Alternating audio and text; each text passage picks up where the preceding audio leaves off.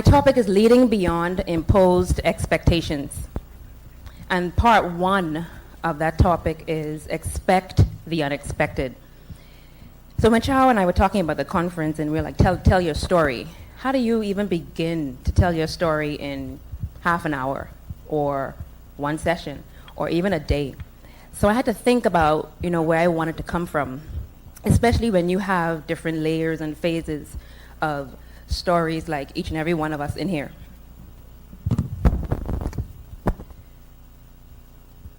But today, I'm just going to briefly talk a little bit about my story from an imposed expectation standpoint.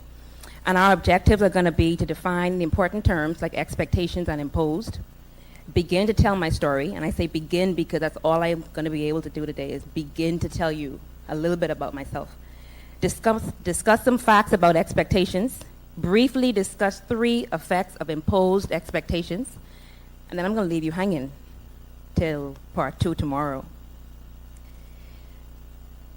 So I found a very good quote that meant a lot to this particular presentation.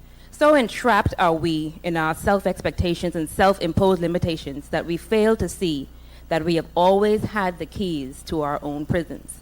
We're just scared senseless to use them. Now, I put senseless. It had a different word. And I'm going to read that again. So entrapped are we in our self-expectations and self-imposed limitations that we fail to see what we have always had the keys to our own prisons. We're just scared senseless to use them. And, when I think about different areas of my life, and as far as expectations are concerned, whether I liked it or not, I was already given a label, being Miles Monroe daughter, as a PK, a preacher's kid. And so the expectations were endless.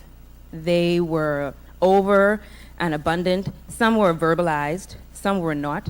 Some were imposed by my parents, some were imposed by myself. Nonetheless, they were there. And so very quickly, I learned that, okay, so if I'm not careful, I'm going to be imprisoned by everyone else's expectations. And if I'm not careful, even my own expectations of myself. So when we look at the definition of expectation, there are a few definitions out there. Merriam-Webster defines it as a state of looking forward to or waiting for something. The Cambridge Dictionary defines it as the feeling of expecting something to happen. And other sources call it a strong belief that something will happen to be the case in the future, assumptions. As I was even reading and looking up and researching expectations, some call it prophecies that people have, whether they speak it over your life or they have an assumption of themselves, of you in their mind. And they expect you to live up to them, or they expect you to live by them. And some have the audacity to verbalize those expectations, verbalize those assumptions of you. And so, Chao and I, growing up as kids in preschool and elementary school, we were always expected to do good in school. We were expected to get good grades. And that started from within the home. It wasn't just from my friends, from our teachers, our parents. They put great and high expectations on us to do well in school, and there were incentives, which caused us to put in expectations of ourselves, impose those same expectations on ourselves. So he and I strive to be first, second, third, fourth, fifth in the class every year.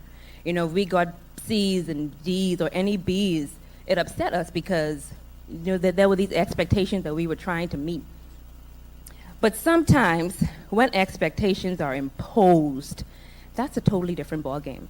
Because when we look at how they define impose, it means to affect someone by using your authority, to establish or create in a forceful way or manner, to force someone to accept your belief. So imagine you being under someone's thumb and they're pressing on you and they're telling you this is what you're going to be because this is what I see you as a PK, or this is what you're going to do, or this is what you're supposed to say.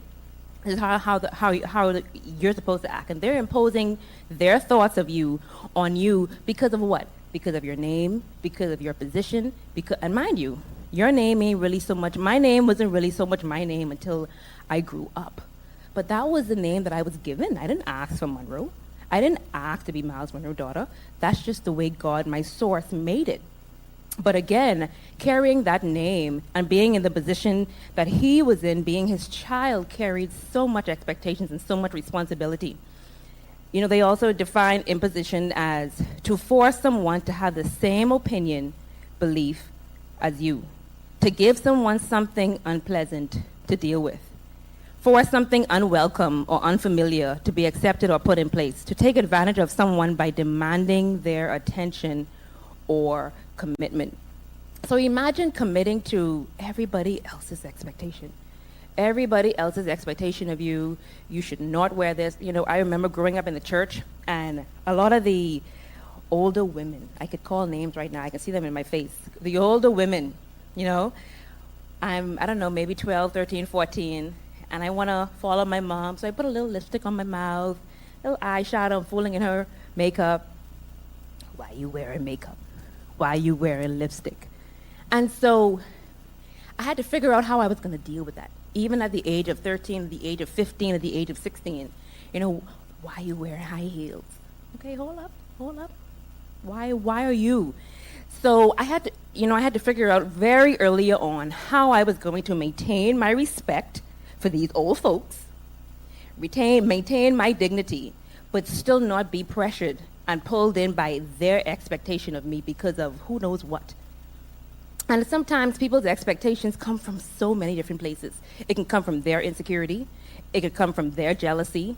It can come from them wishing they could do what I do now at this age, and they can't anymore. So I'm very careful. So earlier on, I learned how to manage and how to control others' expectations of me, and then also the expectations I place on myself. So some facts about expectations. We are all consumers of expectations. And expectations can be both externally imposed or internally imposed. And like I said, my external expectations started from my parents, from the household. You know, as my dad being a preacher, he expected his children to act a certain way. He really did. And sometimes he didn't have to verbalize that. We just knew. Family, friends especially, the peer pressure. You know, they expect you to, or you're a PK. Sometimes there are people who actually expect you to do worse as a PK. They don't actually expect you to do dress a certain way, act a certain way positively, but because you're a PK has this negative connotation. They actually expect you to be one wilding out there doing what you're not supposed to be doing. And so again, I had to figure out how am I going to balance both and still be me. Because what you don't do is I didn't want to lose myself. I didn't want to lose the person I was becoming trying to please everybody else, even my parents. And so then again, I started to now build and impose expectations of myself. And, you know, that's hard because that's almost like setting a bar for yourself and not wanting to fail. That's, you know, setting expectations. And sometimes those expectations are set based on others. So my parent, you know, when I was younger, for some odd reason, I was a female into hair and makeup, so I wanted to do cosmetology. And I told that to my dad, and he just thought, to be very honest, he thought it was just, are you crazy? My daughter being in a hair salon doing hair? It was just totally against his religion when it comes to that. And so that's what I wanted to do, but Dad was like, yeah, I want you to do something a little more, you know, constructive. And I guess he didn't think cosmetology was constructive at that point. So I chose something that I loved medicine, I loved health, but I chose pre-med because it was, you know, it was prestigious for anyone to be a doctor, to be a lawyer, to be any type of, you know, engineer. And so I say, okay, eeny, meeny, miny, mo, and I landed on doctor because it was the one that attracted me the most. So I started pre-med in undergrad. I did 2 years of pre-med, got exposed to other classes and other resources and realized that, okay, so I didn't really want to do surgical medicine, but I wanted to do the social aspect. And so halfway through undergrad, I changed my degree from pre-med to social work. And I still remained in the medicine, in the medical field. And my dad, he was pleased with that. And, to get his blessing, to get that he was pleased, it was important to me. But even if he had said no, at that point in my life, I was going to have to say, Dad, I love you, but too bad. I got to do this for me. But it just worked out to where he was fine with that. And it just goes to show, though, that, from a certain point in my life where it really, really mattered what people's expectations were of me and pleasing them, and how I was saying, okay, let me go ahead and do doctor. You want me to be big and high and mighty, let me do that. I mean, it really wasn't what I wanted to do. So eventually I said, I don't want to do this. I don't want to be this type of doctor, this type of medical field worker. So what is it that really interests me? What was my passion? And social work was. So I made that change. Depending on the individual, the external and the internal imposed expectations are going to carry a different weight. By that I mean, for some, the expectations of others are going to really determine who they are, and what they do, and what they become, more than if it was a self-imposed expectation. For me, I had to learn to manage both, because they're both there, and to this present day, they are still there. You guys have no idea how nervous I am talking, because I know you all already have expectations of what it is you expect me to say, how you expect me to look, what you expect me to do. And now I got to figure out, okay, so am I going to meet all those expectations, or am I just going to be me and do me? And so that becomes most important at number one. And expectations can present both negative and positive effects. I don't think we give expectations enough credit.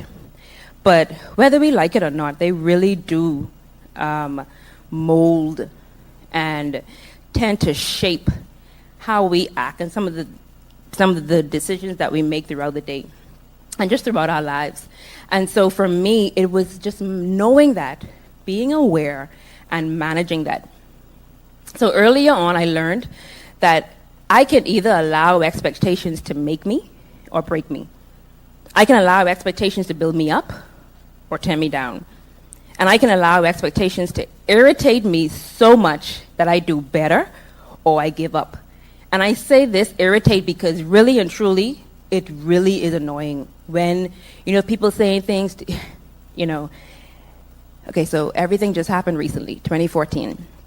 Parents died, and to be very honest with you, I did not know that I would have been able to handle that the way that I did. I actually expected me to just break and fall apart.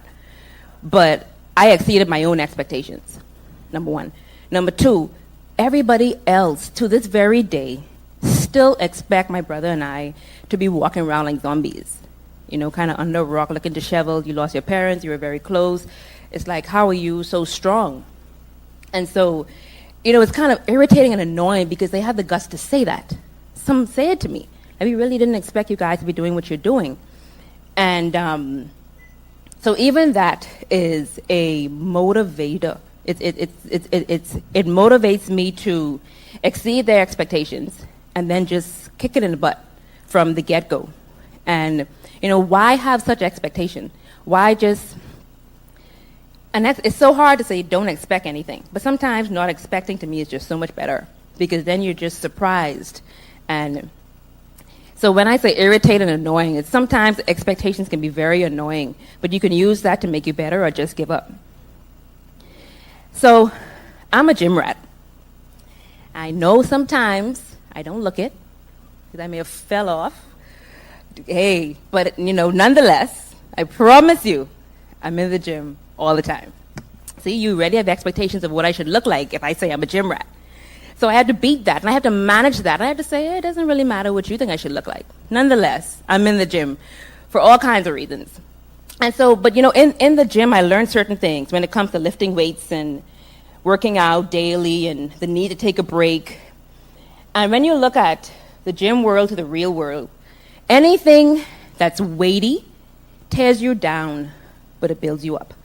One thing I learned in school, doing sports and my coaches, when you lift weights, and some of you may not know, but when you lift weights, it actually tears your muscle. And then The next process is the repairing. That repairing process is what actually allows it to grow and become stronger. So that tearing and repairing is actually important and vital for building muscle. Anything heavy breaks down, then repair. That's why, and I say this because it makes no sense me lifting weights if that's a 15-pound dumbbell. So a 15-pound dumbbell with me at this stage is very light. So eventually my muscle has already built to that particular weight. If the weight isn't heavy enough, it's not going to tear. That muscle isn't going to tear, therefore it's not going to repair. Anything annoying causes you to either get rid of it or do something about it. So for me, one of my, not insecurities, but one of my annoyances is extra body fat. So again, I'm in the gym. Why? I'm doing something about it. So, and it annoys me. The extra arm, the extra love handle. So I figure out, you know what, let me do something about it to get rid of it. Anything that's a burden makes you aware, disciplined, and responsible. Going to the gym on a daily basis is burdening. But I find it exciting because there is an end that I can see, and I kind of know I know what's going to happen. And that extra weight that's maybe too heavy on any given day, or that burden, or the annoyance of that pain that I feel after lifting 200 pounds on legs the day before, that's a pleasure pain. Because yes, I'm hurt, I'm feeling it now, but in a couple of months, I'm going to look sexy. So when we talk about, I want to talk about 3 effects of imposed expectations. Expectations can convey pressure. And I want to go back to this slide when we talk about pressure because, you know, pressure is anything you could think about that's heavy, anything that's weighty, anything that's hot, too hot, extreme cold. And expectations can actually cause pressure. And when you think about pressure, you automatically think of something negative. But actually, just like burdens, just like weight, just like anything heavy, you apply pressure to anything and you're going to get a result that you probably did not expect. So you apply pressure to a rock and you're bound to get a diamond. You apply pressure and heat the right amount of times to metal and you're bound to get a sword that can be used for battle. So, you know, when I talked about their negative and positive effects of expectations, this is one of the things I'm talking about. So as much as I am to manage the expectations of others especially, I use those as stepping stools for me to get from one level to the next because I have to beat expectations, especially if they're expectations that are used to pull me down. Now, if they're expectations that are in right aligned with where I'm going, then that's good. We can walk together. But for those that are not, you know, I'm not going to fight against them, but I know they're there. So when you think about, you know, expectations having pressure, that pressure doesn't have to always be bad. I actually, as I've gotten a lot older, I've used the pressure of expectations to make me stronger, take me from one level to the next, and to show myself first and everyone else that your expectations don't mean more than my purpose and my vision for my life. Another quote by Johann Wolfgang, "If I accept you as you are, it will make you worse. However, if I treat you as though you are what you are capable of becoming, I help you become that." And so again, if I accept you as you are, it'll make you worse. However, if I treat you as though you are what you are capable of being, I help you become that. Selah. I mean, that says enough in itself. You know, people, again, they have these expectations of you, and some of them are good. My parents knew that I was so much more capable of doing and being what I was right now at that particular point. So they knew that in order for me to have 2 masters today, they had to start from when I was 2, 3, 4, 5, 6, 7 years old, pushing me and expecting me to get certain grades in school from that. Because had I continued to fail, or had I started failing from the get-go, I would have never made it to a master's in social work and a master's in business. And so, this, if I was to make this quote so much differently, it's like a potential purpose quote that my dad would have made. If I treat you as though you are capable of becoming, I help you become that. And so I use people's expectations as the positive ones, especially, as them really expecting me to do well and to do great, and for me to meet that and beat that. Another effect of imposed expectations are they can cause you to miss focus. Now, this is one of the negative effects of expectations, and it's only because, again, for me, expectations, whether they were internally or externally imposed, the most important thing was me managing them. And I had to know what was for me and what wasn't, what was good, what was bad, what was going to kill me, what was going to make me stronger. Because I would run myself ragged trying to meet everyone's expectations, that I would forget really and truly where I'm supposed to be going and the journey that I was on. And so, focusing and trying to please everyone can actually misguide you. You're so busy trying to meet the expectations imposed by yourself and others that when you realize you are off course, it's too late. When expectations imposed by others are unrealistic, they can be misleading and cause you to be misfocused. So that's why for me, and I say management because unfortunately we cannot eradicate people's perceptions and expectations of us. However, we can know that they're there and we can manage them, which is the key. So I've been learning to manage expectations from we were younger to now. And the expectations as I get older are only getting more intense. And that may just be because I'm maturing and I'm getting older. And so managing them is important. And I mentioned this earlier. Purpose and vision supersedes expectations. It keeps you focused and disciplined. So for me, before I concern myself with my own self-imposed expectations and the expectations of others, I always go back to the drawing board. What's the purpose for me doing what I'm doing and going where I'm going? And what is my vision? And the third effect of imposed expectations is expectations can cause fear. Now, this can be looked at both negative and positive. But when we talk about fear, you're afraid of failing. And that means you're afraid of not meeting someone else's expectation. I had a great fear of my parents. I knew they expected me to act a certain way. I knew they expected me to get certain grades in school.